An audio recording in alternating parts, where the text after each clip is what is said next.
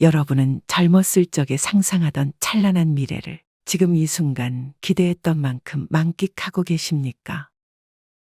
감히 짐작컨대 아마도 많은 분들이 본인의 기대와 많이 다른 노년기를 보내며 지금도 하루를 열심히 살아내고 있지 않을까 싶습니다.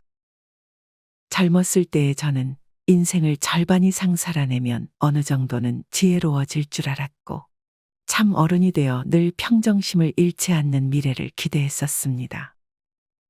살면서 이런저런 일을 겪다 보면 자연스레 현명하게 사는 법을 터득할 줄 알았죠. 그런데 어찌된 일인지 나이가 들수록 오히려 더 어려운 숙제처럼 느껴지는 것이 인생살이더군요. 노년기에 들어 인생에 참 다양한 숙제가 있음을 더욱 절실히 느낍니다만 그 중에서도 특히 돈이라는 녀석은 편하게 생각하기도 내 마음대로 다루기에도 여전히 어렵게 느껴집니다. 젊을 때는 누가 돈이 좀 더 있든 없든 별 차이도 없습니다. 그저 자기 인생 꾸려나가기 바쁠 뿐이죠. 그런데 나이가 들어서 주위를 둘러보니 누구는 여유 있게 노후 생활을 즐기는데 누구는 아직도 밤낮 없이 돈 걱정에 시달립니다. 그저 우리 가족 배고를 일 없이 맛있는 음식 먹이는 것, 비와 추위를 막아줄 아늑한 집 한 칸, 아플 때 아무 고민 없이 병원에 갈 수 있는 여유만 있어도 충분할 텐데 이마저도 쉽지 않은 게 많은 분들이 직면하고 있는 현실입니다. 그럼에도 워낙 삶이 고되고 주변은 다 잘 사는 것 같다 보니 나만 사는 게 팍팍한가, 내가 인생을 잘못 살았나 걱정하는 분들도 계실 텐데요. 공신력 있는 지표를 살펴보면 많은 분들이 삶을 팍팍하게 느끼는 게 당연합니다. 실제로 지난해 OECD의 발표에 따르면 우리나라의 노인 빈곤율은 무려 40.4%로 OECD 38개 국가 중 압도적인 1위입니다. 이웃나라인 일본의 노인 빈곤율이 20.2%이고 OECD 전체 평균이 14.2%라는 점을 고려하면 대한민국은 국가의 경제 수준에 비해 노인 빈곤율이 너무 높은 것이죠. 더불어 최근 장기화되고 있는 고금리와 불경기, 그리고 가파른 물가 상승으로 인해 안 그래도 팍팍한 살림살이에 엎친 데 덮친 격으로 찬바람까지 불고 있습니다. 코로나 이후 연이어 계속되는 경제 불황 속에서 가장 크게 휘청거리는 연령층 또한 60세 이상의 노년층이라고 하니 그 세대에 속한 저 역시 마음이 참 복잡합니다. 한평생 하고 싶은 것, 사고 싶은 것 참아가며 자식들 뒷바라지하고 부모님 모시며 살아온 지금의 노년 세대에게는 더없이 서럽고 억울한 현실이 아닐 수 없습니다. 이런 현실을 그 누구보다 뼈저리게 경험하고 있는 분이 제보를 주셨습니다. 70대 초반의 남성 김 씨의 이야기입니다. 김 씨는 현재 서울의 어느 동네에서 폐지를 주우며 생활하고 있습니다. 새벽에 리어카를 끌고 나가 점심은 밖에서 컵라면으로 때우고 늦은 오후가 되면 집으로 돌아오는 것이 매일같이 반복되는 그의 하루 일과입니다. 위험한 도로를 누비며 하루 종일 뼈 빠지게 일해봐야 그가 손에 쥘 수 있는 돈은 겨우 7,000원 남짓. 한 달 내내 쉼없이 일해도 채 30만 원이 안 되는 돈이지만 이마저도 다른 노인보다 더 부지런해서 이 정도입니다. 누구에게나 고돼 보이는 이런 현실에도 그는 감사하지 않으면 견딜 수 없기에 만족할 수밖에 없다고 하는데요. 사실 그는 60세가 되던 해 30년 넘게 재직한 회사에서 은퇴한 퇴직자입니다. 퇴직과 동시에 난생 처음 보는 큰돈을 퇴직금으로 수령하기도 했답니다. 젊은 시절부터 그와 아내는 월급을 쪼개 세 아들을 먹이고 입히고 가르치며 알뜰하게 살았습니다. 성실하게 일하며 허튼 곳에 낭비하지 않고 돈을 차곡차곡 모으다 보니 전세로 살던 집도 자가로 매입할 수 있었죠. 세 아들이 연달아 대학에 다닌 몇 년간은 학비 때문에 경제적으로 살짝 부담스럽기도 했지만 아이들 졸업만 시키고 나면 교육비 지출도 완전히 끝이니 조금만 더 버티자는 생각으로 허리띠를 더욱 졸라매기도 했습니다. 그렇게 자식들은 대학을 무사히 졸업하고 대기업까지는 아니더라도 각자 건실한 회사에 취직해서 사회생활을 시작할 수 있었습니다. 이쯤 되니 어느덧 김 씨도 직장에서 퇴직할 때가 되어 우리 부부에게도 안락한 인생 이막이 시작되리라는 부푼 꿈에 기대감이 컸다고 합니다. 실제로 퇴직 직후 몇 년간은 기대만큼 즐거운 노후 일상에 시간 가는 줄도 모를 정도였답니다.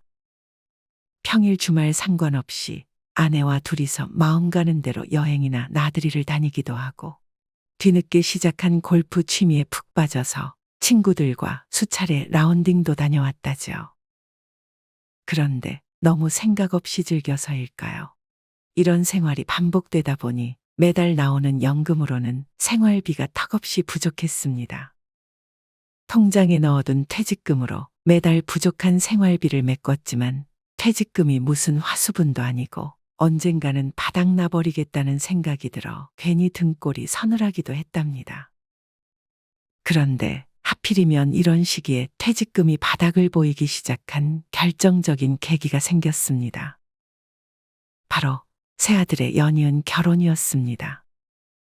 사회생활을 시작한 지 얼마 안 된 아들들에게 결혼자금을 수천만 원씩 지원해 주다 보니 남아있던 퇴직금이 금세 바닥을 드러내더랍니다. 이제 남은 자산이 결국 집 한 채뿐이라 졸지에 집을 팔지 않으면 빚을 져서 생활비를 보태야 할 지경에 이른 것입니다. 김 씨는 퇴직 후 별다른 대비 없이 안락하게 생활했던 몇 년의 세월이 후회되기 시작했습니다. 아니, 그 몇 년뿐 아니라 노후를 진작에 철저히 대비하지 못한 젊은 시절이 뼈저리게 후회스럽고 아쉬웠답니다. 어떻게 했어야 이렇게 되지 않았을까 하는 생각이 머릿속을 며칠 동안 맴돌았지만 이내 그는 자리를 털고 일어날 수밖에 없었습니다. 지나간 날을 후회해봤자 다시 되돌릴 수도 없는 노릇이니 그저 주어진 오늘을 열심히 살아내는 수밖에 없다는 생각이 들었답니다. 하지만 이렇게 야무진 그도 사회의 냉혹함을 피해갈 수는 없었습니다. 노년의 은퇴자 신분으로 일자리를 구하려니 건강 때문인지 나이 때문인지 써준다는 곳을 찾을 수가 없었던 것이지요. 그러던 중 우연한 계기로 지금의 폐지 줍는 일이라도 시작할 수 있게 되어 그저 감사한 마음으로 지금 일에 종사하게 된 것입니다. 도로 인근에서 리어카를 끌어야 하다 보니 매연을 뒤집어 쓰는 경우는 다반사에 종종 위험한 상황까지 마주하지만 그래도 돈 없다고 주구장창 푸념만 하면서 지난 날을 후회하던 때보다는 마음이 훨씬 편하다고 합니다. 실제로 우리 주변을 조금만 둘러봐도 김 씨처럼 은퇴 후에도 일자리를 원하는 분들이 꽤 많습니다. 하지만 이미 은퇴 시기까지 다 지나버린 고령의 나이에 괜찮은 일자리를 구하기란 현실적으로 전혀 쉽지 않습니다. 젊은 사람들마저 취업난으로 어려움을 겪고 있는 시기이니 말입니다. 그래서 고용 난이도가 상대적으로 낮은 단순 노동에 돈벌이가 시급한 노년층이 지원하는 경우가 많아지고 있습니다. 다른 직종에 비해 기술이나 자본금, 자격 요건이 까다롭지 않거나 아예 없기도 하고 결정적으로 젊은이들이 기피하는 탓에 노년층의 진입이 상대적으로 수월한 것이지요. 보건복지부와 한국노인개발원의 조사에 따르면 폐지를 수집하는 노인 중 65세 이전에 경제활동을 수행했던 사람의 비율이 무려 85.9%라고 합니다. 이들의 평균적인 경제활동 기간을 추산해보면 한 사람당 장장 23년 7개월이라는 긴 세월을 열심히 일하며 살아왔다는 결과값이 나오는데요.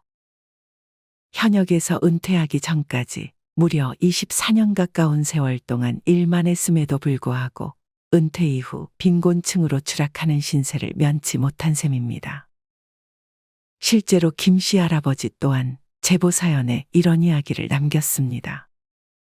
본인도 젊은 시절 나름 안정적인 수입으로 남부럽지 않은 생활을 할 때 길거리에서 폐지 줍는 노인을 봐도 본인과는 전혀 상관없는 일이라고 생각했답니다. 자신이 아무리 나이가 들고 노쇠해도 리어카를 끌며 폐지 줍는 일을 하게 될 줄은 꿈에도 몰랐다는 것이지요. 그러니 지금 이 순간 아직 한창 젊어서 은퇴가 멀었다고 생각하는 사람들도 폐지 줍는 일을 결코 특별한 사연이 있거나 유달리 큰 경제적 어려움을 겪고 있어서 하고 있겠거니 하며 남의 일로만 생각할 것이 아니라 어느 한순간 자신의 일이 될 수도 있음을 꼭 명심하라는 당부를 남겼습니다. 일평생을 가정과 사회에 헌신하며 성실하게 살았음에도 퇴직 이후 노후 빈곤을 피할 수 없었다는 사실에 안타까운 마음이 드는 것은 물론 이런 상황이 어느 누구에게든 찾아올 수 있기에 막연한 두려움이 생기는 것도 당연한 일입니다. 그렇다면 김 씨와 같은 상황에 처하지 않기 위해 지금 당장의 우리는 어떻게 해야 할까요? 요즘 노후 대비는 일찍 시작할수록 좋다는 인식이 자리 잡아서 20대임에도 노후연금에 미리 가입하는 젊은이들도 있을 정도입니다. 이렇게 일찍부터 준비하지 못하고 막연하게 50대, 60대를 맞이했다면 결국 늦어버린 것일까요? 물론 젊은 사람들처럼 수십 년 이상 저축해서 노후를 대비하는 재테크는 현실적으로 당연히 불가능합니다. 하지만 그렇다고 해서 모든 것을 포기할 정도로 좌절할 필요는 전혀 없습니다. 돈을 벌거나 저축하는 것만큼 경우에 따라 이보다 더욱 중요한 것이 바로 돈을 어떻게 쓰고 어떻게 효율적으로 관리하느냐 하는 것이기 때문입니다. 퇴직이 코앞이거나 이미 퇴직을 했다면 수입 자체를 늘리는 것이 매우 어렵겠지만 당장 수중에 있는 돈을 잘 관리하고 단속하는 것만큼은 지금 이 순간에도 바로 실천할 수 있습니다. 그래서 오늘은 여러분의 소중한 노후 자금을 지키기 위해 꼭 알아야 할 내용인 70세 이상 노인들이 가장 후회하는 지출 5가지에 대해 자세히 알려드리도록 하겠습니다. 오늘 영상 끝까지 잘 시청하시고 인생에서 가장 후회스러운 지출 5가지에 대해 정확히 인지하셔서 우리도 모르는 사이 돈이 새어나가지 않도록 소비 습관을 확실히 개선하고 여러분의 자산을 안전하게 지켜내십시오. 이러한 실천을 통해 여러분의 돈과 자산을 잘 간수하기만 해도 여러분의 노년기 인생을 더욱 안정적이고 건실하게 누리게 해줄 경제적 기반을 단단히 다져나가는데 매우 큰 도움이 될 것입니다. 오늘 이야기를 본격적으로 들려드리기 전에 구독, 좋아요 눌러주시면 감사하겠습니다. 나이 들어 노후에 가장 후회되는 지출. 첫 번째, 허영심을 채우기 위한 소비입니다. 늙은 거지는 무시당해도 젊은 거지는 무시 안 당한다는 옛말이 있습니다. 나이가 어릴 때는 돈이 없어도 별 상관이 없습니다. 조금 허름하고 좁은 집에 살아도 좋은 차를 끌지 못해도 명품 가방을 들지 않아도 아무렇지 않습니다. 하지만 나이가 들수록 사람마다 재산 규모에 점점 차이가 생기고 그 차이가 벌어지기 시작하면서 자연스레 또래의 다른 동년배는 어떻게 사는지, 내가 보유한 부의 수준은 어느 정도인지 비교하고 저울질하게 되는데요. 그래서 나이 들어 돈이 없으면 스스로 느끼는 경제적인 어려움보다도 타인의 시선 때문에 느끼는 초라함과 비참함에 더 힘들어지는 경우가 많습니다. 50대 중반의 여성 서 씨는 자식들을 어느 정도 키워놓으니 시간적인 여유가 많이 생겨서 최근에 친구들이나 지인들과 여러 모임을 자주 가졌다고 합니다. 그런데 언제부터인가 모임 사람들이 자기 재력을 과시하거나 명품을 자랑하기에만 바빠서 서 씨 입장에는 모임이 불편하고 부담스럽게 느껴졌답니다. 모임 때마다 매번 다른 명품 가방을 들고 나오는 사람, 남편이 생일 선물로 외제차를 뽑아줬다며 자랑하는 사람, 수백만 원이 드는 피부과 시술을 서로 아무렇지 않게 권하며 추천하는 모습이 서 씨의 처지와는 너무 거리가 멀어서 아무렇지 않은 척 끼어들 수가 없었던 것입니다. 다른 집들은 어쩜 저렇게 돈을 많이 벌어서 여기저기 온갖 비싼 것에 그렇게 돈을 뿌리고 다니는지 의아하면서도 부러울 따름이었죠. 서 씨는 직장 생활을 하는 남편 월급으로 내 가족의 살림을 꾸리며 먹고 살기에도 빠듯했기에 명품이나 외제차, 피부과 시술은 꿈도 못 꾸는 처지였습니다. 하루는 모임에 다녀와 남편에게 외제차 한 대 사면 어떻겠냐며 운을 띄워봤지만 남편은 매정하리만큼 단호했습니다. 심지어 갑자기 무슨 어영이 들었냐며 차갑게 대꾸하는 남편의 태도에 서 씨는 풀이 죽어 아무 말도 못했습니다. 그녀는 평생 빠듯한 생활비로 내 가족의 살림을 꾸려가느라 사치품이나 비싼 물건을 구경이나 해봤지. 단 한 번도 사본 적이 없는데 그런 자신에게 허영심이 있다니 남편의 말이 너무 매정하게 느껴지고 그저 서운하기만 했답니다. 그래서인지 남편이 뱉은 허영심이라는 말이 몇 날 며칠이 지나도록 머릿속에서 떠나질 않았다는데요. 서 씨의 남편이 지적한 허영심이라는 마음, 여러분은 어떻게 생각하십니까? 허영심을 최대한 멀리하며 살려고 해도 사람이 사회적 동물인 이상 여러 사람과 어울려 살다 보면 나도 모르는 사이 허영심이 싹틀 수밖에 없습니다. 서 씨처럼 절약하며 살아도 계속해서 다른 사람들을 만나며 여러모로 자극을 받게 되면 없던 무력마저 저절로 생길 수밖에 없는 것이지요. 허영심이란 결국 타인으로 인해 발생하는 것입니다. 타인의 시선이나 타인과의 비교가 없다면 애초에 생겨나지 않을 마음인 것입니다. 극단적인 예로 아무도 없는 무인도에 나 혼자 산다면 주변에 잘 사는 것처럼 보이는 게 무슨 의미가 있겠습니까? 하지만 앞서 말씀드렸듯이 우리가 인간인 이상 많은 사람들에 둘러싸여서 살 수밖에 없습니다. 특히 우리나라는 인구 밀도까지 월등히 높아 일상에서 지나칠 정도로 많은 사람들과 부대껴야 하는 데다가 주변에 관심을 많이 두고 오지랖을 부리는 정서가 있어서 상대에 대해 속속들이 참견하려는 경향이 큽니다. 안색이 조금이라도 안 좋거나 행색이 남루해 보이는 등 외견에 부정적인 변화가 나타나는 경우 혹은 흠집이 난 자동차를 수리하지 않고 방치하는 것처럼 눈에 보이는 부분을 관리하지 않을 때 주변인들이 바로 간섭하고 참견하는 것이 이러한 이유 때문입니다. 이런 참견이 과해지면 아무래도 타인의 시선을 의식하는 심리가 점점 강해질 수밖에 없습니다. 그래서 남에게 안 좋은 면모로 지적을 받을 바에 차라리 부러움에 관심을 받자는 마음으로 명품으로 치장하고 외제차를 타면서 크고 반짝이는 귀금속으로 본인을 꾸미기 시작하는 것입니다. 이런 계기로 촉발되어 시간이 지날수록 깊어져만 가는 허영심에는 더욱 큰 문제점이 있습니다. 바로 중독성이 있다는 것입니다. 몇 번의 과소비만으로는 쉽게 만족할 수 없고 욕심도 점점 커져서 이전보다 더 큰 사치를 바라게 되지요. 지금 당장 수백만 원짜리 명품 가방을 사도 주구장창 그 가방만 들고 나가는 본인 모습에 또 아쉬움이 생기고 새로우면서도 더 비싼 명품을 원하게 되는 것입니다. 이렇게 어리석은 소비를 예방하고 싶다면 주변에 가치 없는 참견에 심각하게 귀 기울이지 마십시오. 그리고 혹여 자신의 경제 여건에 맞지 않는 사치품에 큰 욕심이 생겼다면 그 원인이 그저 허영심 때문은 아닌지, 즉 다른 사람의 시선을 너무 의식한 결과는 아닌지 신중하게 돌이켜볼 필요가 있습니다.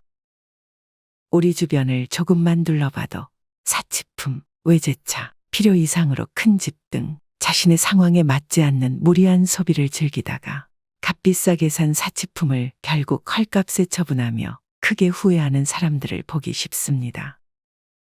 그러니 여러분은 허영심이 야기하는 거짓된 부유함을 경계하십시오. 혹여 그런 소비가 가능하더라도 이 순간이 영원하지 않음을 명심하십시오. 그리고 여러분에게 심리적인 안정을 보장해주는 참된 부유함을 추구하십시오. 이를 위해 현재 조금이나마 경제력이 있다면 경제활동이 어려워질 수밖에 없는 노후를 꼭 대비하시길 당부드립니다. 노후를 대비하고자 하는 마음가짐과 작은 실천이 노년기를 포함한 여러분의 평생을 진정한 여유로 가득 채워줄 수 있는 현명한 경제관념의 근간이 될 테니까요. 나이 들어 노후에 가장 후회되는 지출. 두 번째, 의미 없이 소비되는 경조사비입니다. 우리나라는 체면치레가 참 중요한 사회입니다. 겉으로 혹은 타인에게 보이는 체면을 중요하게 여기기에 체면을 지키려 애쓰는 경우가 많습니다. 이러한 심리가 가장 적나라하게 드러나는 항목이 바로 경조사일 텐데요. 과거에는 사실 경조사가 품앗이의 일종이었습니다. 모두가 어려웠던 그 시절, 서로 돕고 살자는 의미가 강했으니까요. 아무래도 농사가 주였던 시절에는 해마다 철마다 작황이 그때그때 다르기 일쑤여서 어느 시기는 먹고 살만하다가도 곧이어 다음 한 끼 먹을 것도 없어지는 경우가 다반사니 어려운 시기에 경조사를 명목 삼아 서로서로 조금씩 도와주자는 마음이 컸습니다. 이처럼 선한 마음에서 시작된 부조의 개념이 오늘날까지 이어져 온 것입니다. 과거에는 공동체를 아끼는 마음만으로도 더할 나위 없이 정겹고 좋았지만 지금은 유감스럽게도 상황이 많이 달라졌습니다. 몇십 년 전만 해도 교통이나 통신의 기술적 한계로 인해 현실적으로 상시 교류가 가능한 작은 동네 안에서 좁고 깊은 관계를 맺었기에 정 또한 당연히 깊어질 수밖에 없었지만 기술의 발달로 도시와 산업화가 진행된 현재는 이전과 너무도 다른 얕고 넓은 인간관계가 주를 이루게 되었습니다. 그리 자주 보지 않는 사람과 연락만 주고받는 경우가 많아져서 스쳐가는 인연 마냥 일회성에 그치는 관계가 많아졌죠.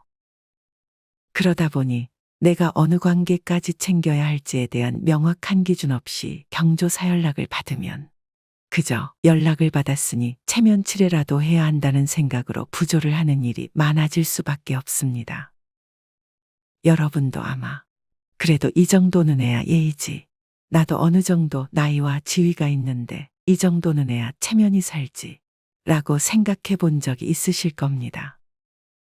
또 오랜 세월을 살아오면서 스쳐 지나갔더라도 기억에 남아있는 사람이 한둘이 아니다 보니 한참 연락이 없던 사람에게 경조사 연락이 와도 거절하기 쉽지 않고 그렇다고 부조를 적게 하기에는 체면이 상할까 염려되어 경조사 때마다 매번 적지 않은 지출이 발생하고 맙니다. 이처럼 나이가 들수록 지위나 체면에 대한 인식이 무거워지기 때문에 체면치레의 목적으로 돈을 지출하는 경우가 더욱 빈번해지는 것입니다. 50대 후반에 은퇴한 뒤 귀촌 생활 중인 62세의 남성 최 씨 또한 경조사비 때문에 한동안 고민이 깊었던 경험을 사연으로 제보해 주셨는데요.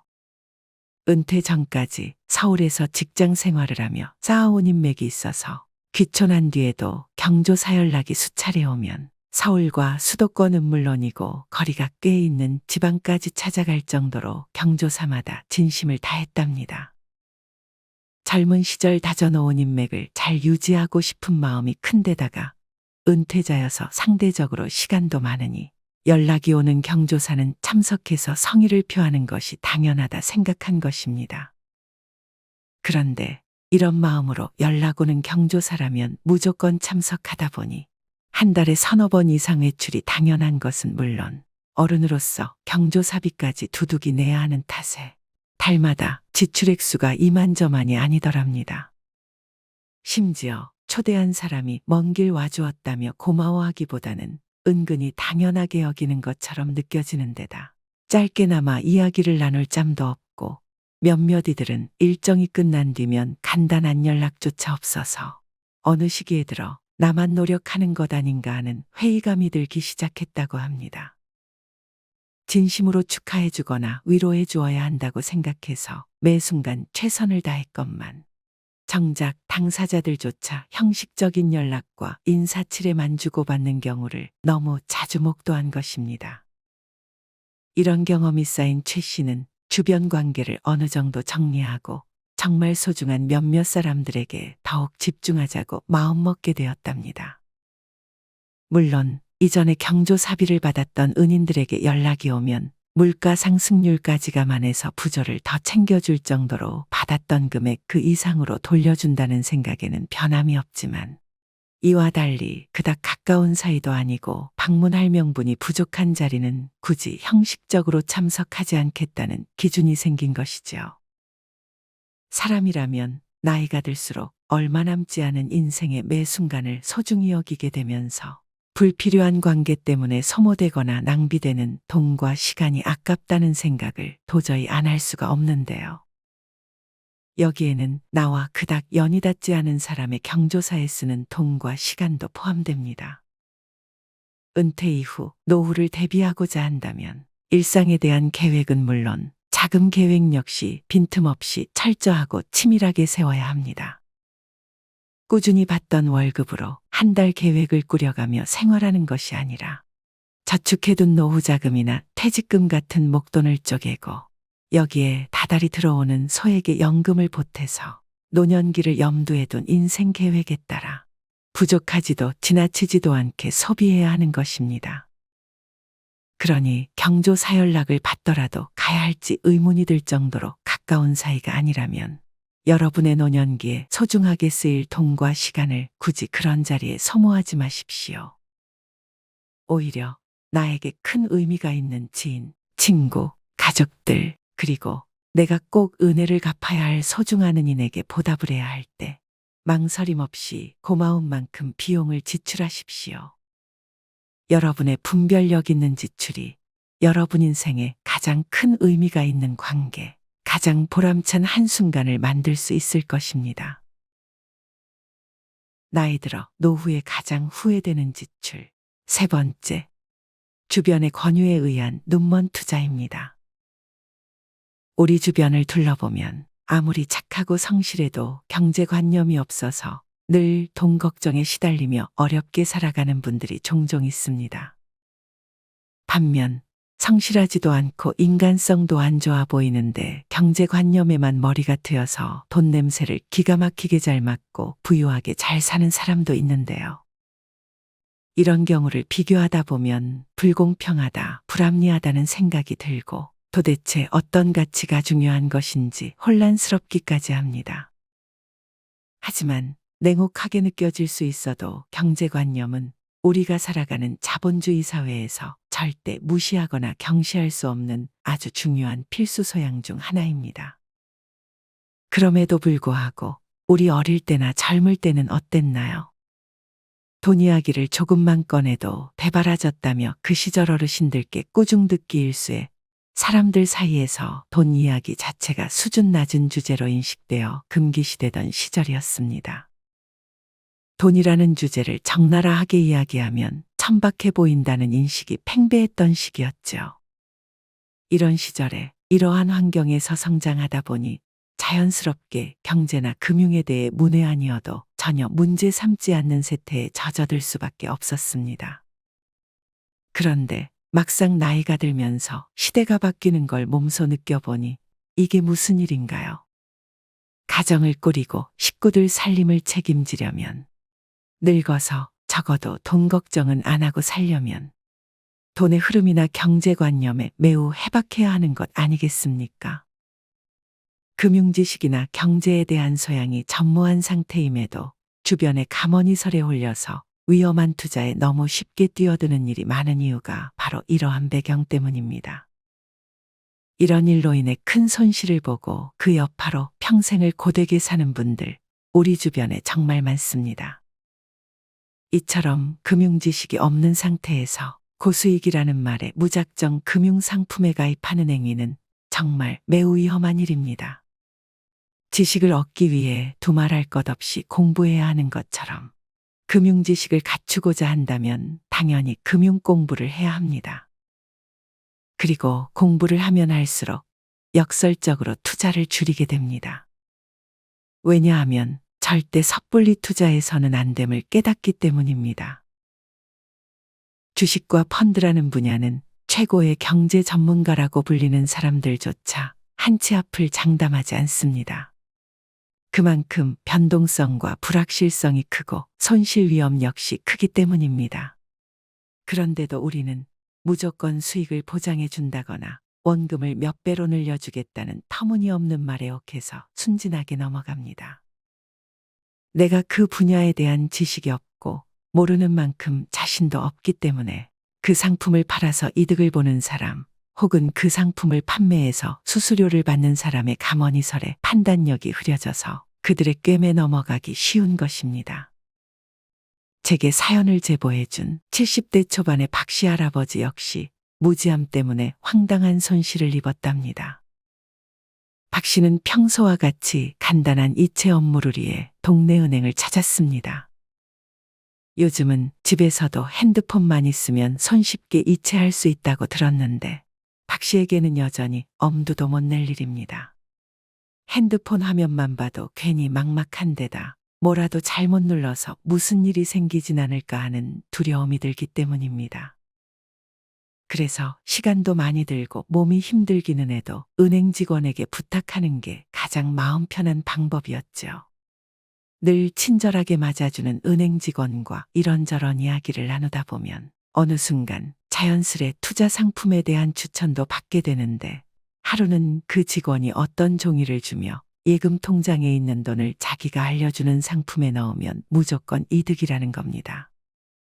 늘 친절했던 직원의 말에 혹해 1시간 넘게 이것저것 서명을 하며 추천 상품에 가입을 했는데 이게 무슨 일입니까? 몇 달 후 다시 은행을 찾은 김에 통장을 확인해 보니 오히려 잔고가 줄어 있는 것 아니겠습니까? 알고 보니 직원 추천으로 가입한 상품이 원금에 손해가 발생할 수도 있는 펀드 상품이었던 것입니다. 박 씨가 상품에 가입한 후 연이어 하락장이 덮쳐온 탓에 수익률이 마이너스가 돼버린 것이죠. 박 씨는 본인이 제대로 이해하지 못한 펀드 상품에 가입해서 어찌 보면 본인 의지와 무관하게 위험성이 큰 상품에 투자하고 있었던 것입니다. 박 씨의 경우처럼 노년층일수록 이러한 위험 상품에 먹잇감이 되기 쉽습니다. 지금의 노년층은 평생을 열심히 벌었기에 퇴직금, 노후자금 등 어느 정도 규모가 있는 현금 자산을 보유하고 있지만 이와는 별개로 그 돈을 어떻게 굴려야 자산 규모를 안전하게 키울지에 대한 경험과 지식이 부족한 경우가 많습니다. 그래서 검증되지 않은 주변인의 말만 듣고 투자했다가 평생을 피땀 흘려 모은 목숨 같은 노후 자금을 허무하게 잃는 사례가 빈번히 발생하는 것입니다. 이런 일도 모자라 가까운 사람인 마냥 교묘하게 속임수를 쓰는 보이스피싱 범죄까지 난무하는 요즘이니 노년층의 통장이 안전할 날이 없는 것이 현실인데요. 이렇게 발생하는 손실은 그 어떤 지출보다 크나큰 손실을 불러옴과 동시에 마음에도 심한 충격과 깊은 상처를 주기 때문에 안 그래도 주의가 필요한 노년기의 일상생활에 자산 부족, 심리적 불안정 등 심각한 타격을 불러옵니다. 그러니 만약 여러분이 금융지식이 부족하다 생각된다면 안전한 예금이나 적금에만 돈을 보관하는 것이 가장 안정적이며 그럼에도 불구하고 미래를 위해 어떤 금융상품에 투자하고 싶다면 그 상품의 약관, 계약서 등 상품의 모든 내용을 확실히 이해할 수 있도록 꼼꼼히 알아보고 빈틈없이 살펴보시길 바랍니다. 아무리 열심히 살펴봐도 상품 내용을 이해하기 어렵다면 금융에 대한 공부가 반드시 필요한 상황이니 성가시고 귀찮다며 피하지 마시고 여러분의 안락한 노후를 위해 금융과 경제라는 분야에 크게 관심을 가지고 착실히 공부해 보시길 감히 권장해 봅니다. 나이 들어 노후에 가장 후회되는 지출. 네 번째, 일상생활에 전혀 불필요한 소비입니다. 흔히들 소비는 습관이라고 이야기하죠. 소비라는 행위는 분명 일상생활에 반드시 필요한 행위이지만 습관이 잘못 들면 오히려 너무 지나쳐서 문제가 되는 경우도 많습니다. 작은 소비가 쌓이고 쌓여서 큰 지출로 이어지기 때문입니다.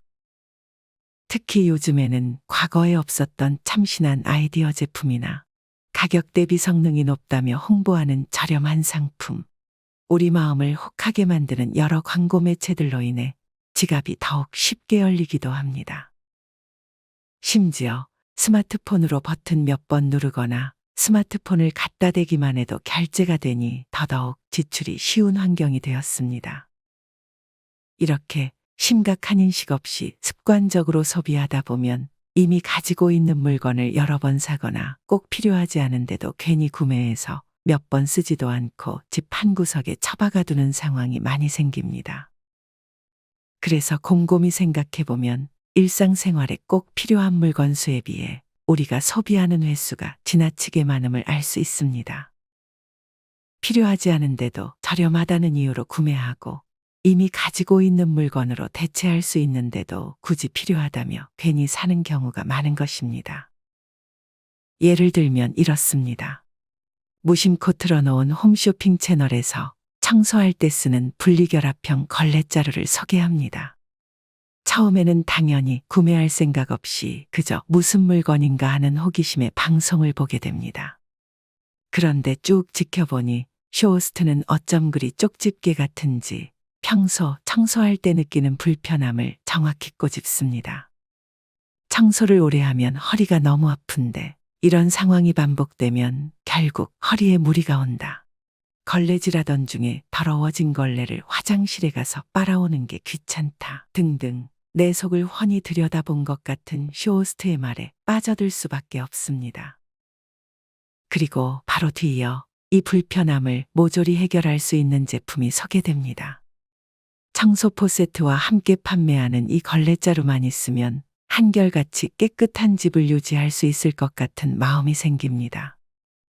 그래서 몇만 원 정도를 지불하며 걸레자루와 청소포 세트를 구매하지만 막상 청소할 때 써보니 생각했던 만큼 만족스럽게 닦이지 않아서 점점 답답해집니다. 차라리 평소에 청소하던 대로 하는 게 낫겠다 싶어 또다시 바닥에 쭈그려 앉아 걸레질을 하게 되고 기껏 구매한 걸레자루는 집안 어딘가에 처박혀 괜히 버리기도 아까운 애물단지 취급을 받게 됩니다. 방금의 예시는 청소 과정 중에도 걸레질에만 해당되는 내용일 뿐 다른 집안일이나 수많은 상황에 쓰이는 제품이 일일이 셀 수 없을 정도로 참 다양하고 많습니다. 이런 물건을 만들어서 파는 사람들은 소비자가 공감할 만한 지점을 극단적으로 자극해서 기꺼이 돈을 써서 그 물건을 사도록 유도하는데요.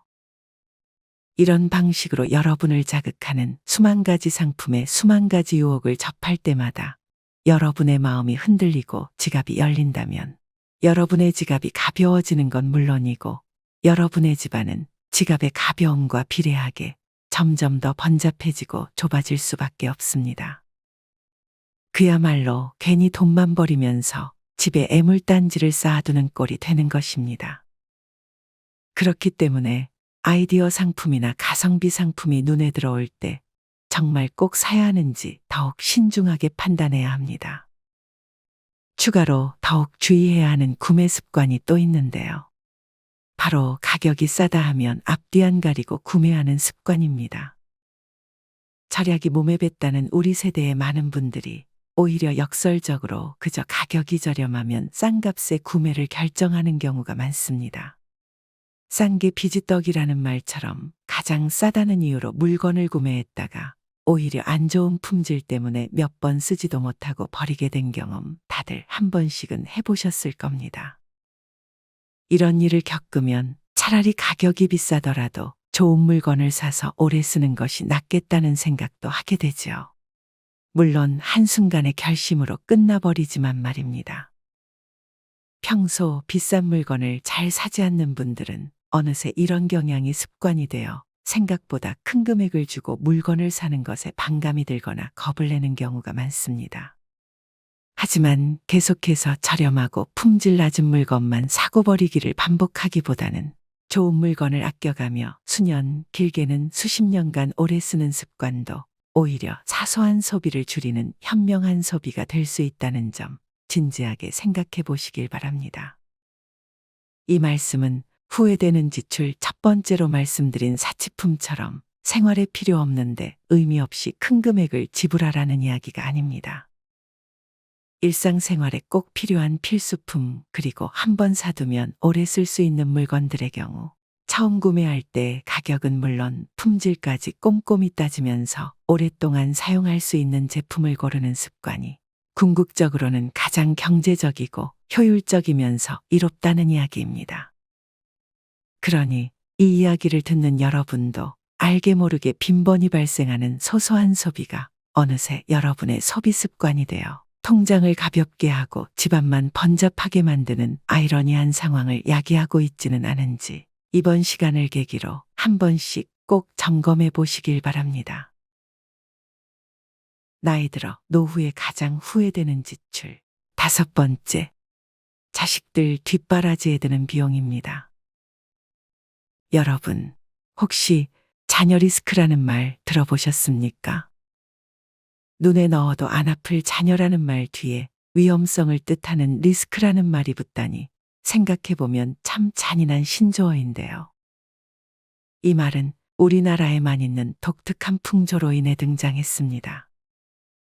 전 세계 그 어디 사람들보다 열심히 일하고 성실하게 살아가는 사람들이 바로 대한민국 국민들이지만 앞서 말씀드렸듯이 노인 빈곤율이 40%가 넘을 정도로 노후 준비가 미비한 가장 심각한 이유가 무엇일까요? 바로 자녀에게 드리는 비용이 너무 크기 때문입니다. 실제로 미국의 뉴스 채널 CNN이 조사한 결과 국가별 국내 총생산인 GDP 대비 양육비가 가장 많이 드는 나라 1위가 바로 대한민국이라고 합니다. 이 양육비 중에 가장 많은 부분을 차지하는 항목이 바로 사교육비인데요.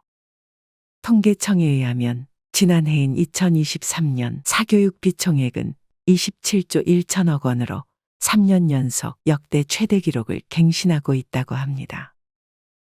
그만큼 우리나라 부모들은 상황이 허락하는 한 아이 교육이라면 돈 아끼지 않고 물심양면으로 지원해주고 싶은 마음이 큰 것이지요. 이와 더불어 자녀가 대학 졸업 후 결혼까지 하게 되면 우리나라 부모들은 망설임 없이 한꺼번에 큰 비용을 지출합니다.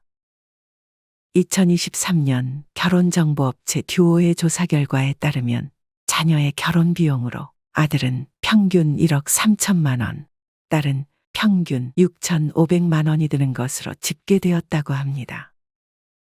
여기에서 자녀 교육비에 대한 대한민국과 일본, 미국을 비교할 수 있는 흥미로운 통계 자료가 있어 잠시 첨언하자면 부모가 자녀의 대학 등록금을 책임져야 하냐는 질문에 우리나라와 일본은 그렇다는 응답이 많았지만 미국은 반대로 그렇지 않다는 응답이 많았답니다.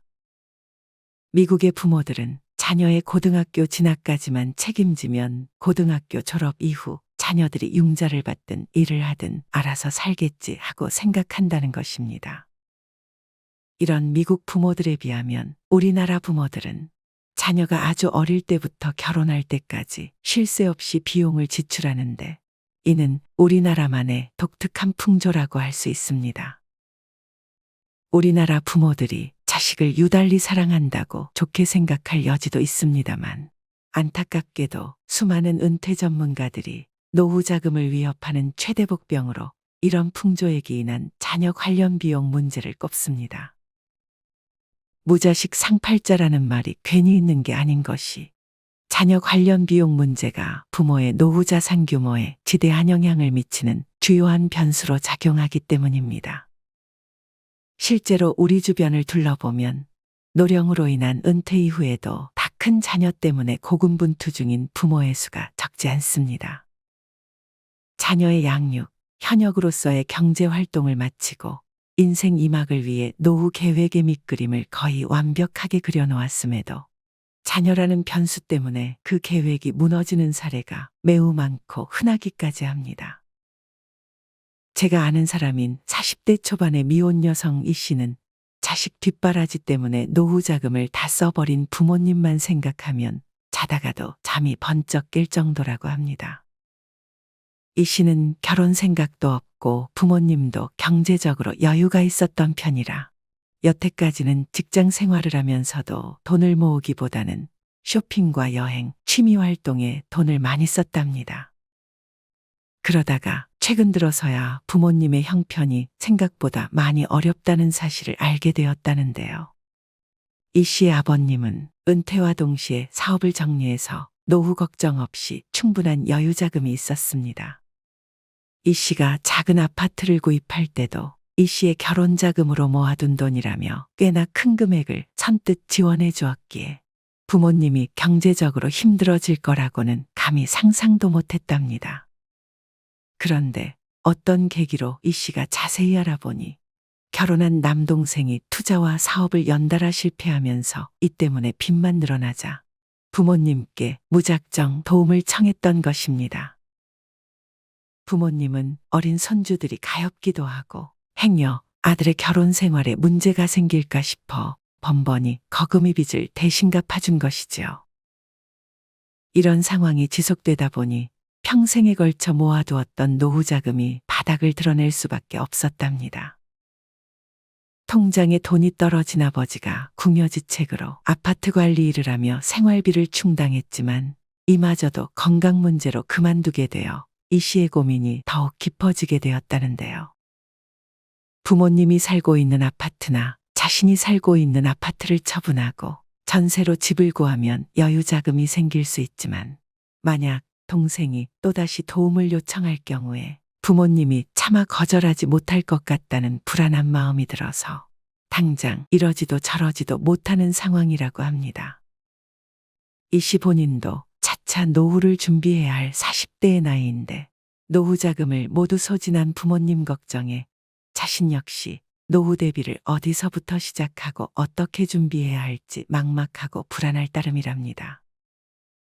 이 씨의 부모님처럼 자식 문제라면 만사를 제치는 안이 있더라도 두 발 벗고 나서는 것이 부모 마음인 것을 저 또한 100번 이해하고도 남습니다. 하지만 이 씨의 남동생 마냥 결혼 이후에도 경제적으로 독립하지 못하고 나이 든 부모에게 계속 도움을 청하는 자녀가 있는 한 오붓하고 건강한 부모 자식 관계를 만들 수도 유지할 수도 없습니다. 우리나라의 바람직하지 못한 부모 자식 관계를 꼬집는 의미로 은퇴자 3대 바보라는 말이 있습니다. 첫째는 자녀에게 모든 재산을 물려주고 자녀에게 용돈을 받아 쓰는 부모. 둘째는 결혼한 자녀와 함께 살며 손주를 봐주는 부모. 셋째는 자녀와 손주가 올까봐 무리해서 큰 집을 고집하는 부모라고 합니다. 이런 상황을 이미 겪어봤거나 주변에서 비슷한 경우를 본 사람이라면 이런 생각에 어느 정도 공감하실 겁니다. 물론 부모된 입장이라면 자녀가 독립해서 험한 세파를 헤쳐나가는 것이 때로는 측은하고 또 무조건 도와주고 싶을 수도 있습니다. 하지만 무엇이 자녀를 위한 길인지 곰곰이 생각해 본다면, 그리고 무엇이 가족 모두에게 행복한 길일지 신중하게 고민해 본다면, 결국 경제적 정서적으로 각자 독립된 삶을 꾸리면서 서로의 영역에 일절 간섭하지 않고 존중해야 함을 깨달을 수 있을 것입니다.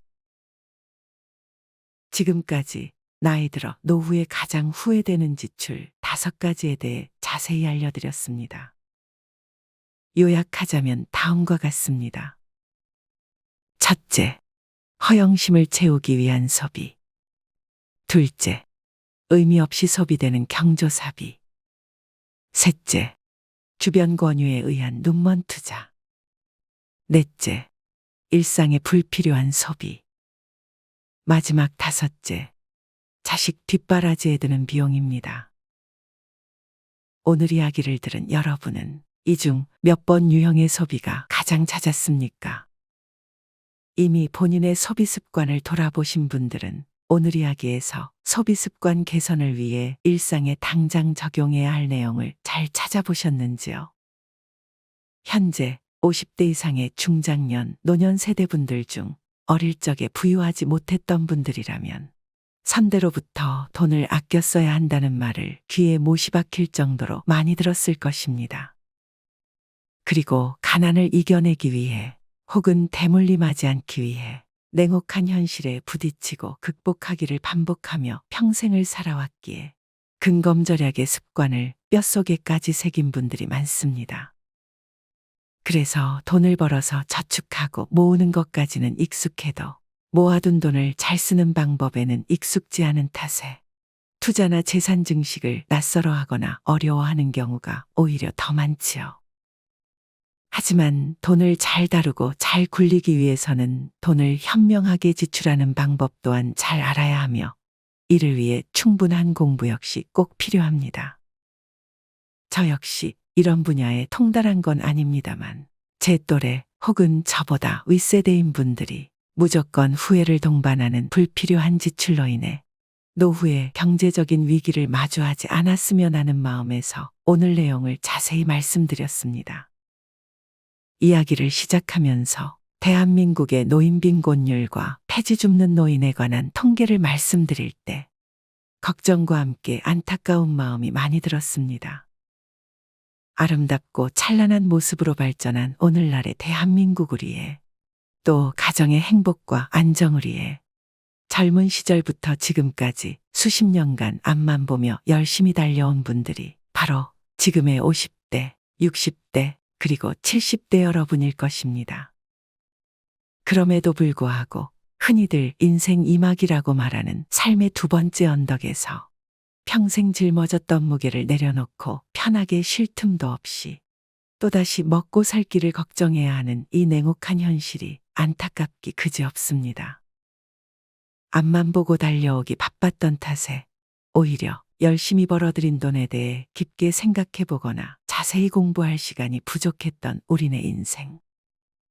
그러니 여러분, 오늘 나눈 이야기를 통해 지금 이 순간을 계기 삼아 앞으로 다가올 혹은 이미 직면한 노년기의 재정 상황을 꼼꼼히 확인하고 앞으로의 지출에 대해 체계적인 계획을 꼭 세워보시길 간곡히 부탁드리는 바입니다.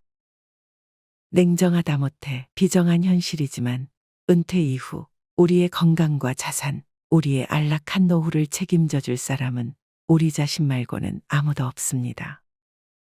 우리 인생은 결국 우리 스스로 지고 가는 것이니까요. 그러니 이왕 한 번 사는 인생 과거에 얽매여 늘 후회만 하거나 불확실한 미래만 상상하며 막연하게 두려워하지 마십시오.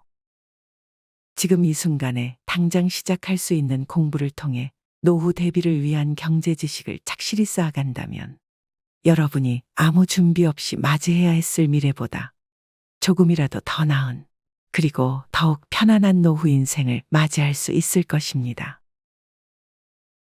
이상으로 오늘의 영상을 마치겠습니다. 영상의 내용이 좋았다면 구독, 좋아요 부탁드립니다. 오늘도 긴 시간 함께 해주셔서 감사합니다. 다음에 더 좋은 내용으로 찾아뵙겠습니다. 우리 지혜로운 구독자 여러분의 황금빛으로 물들어가는 행복한 인생 이막을 응원합니다. 감사합니다.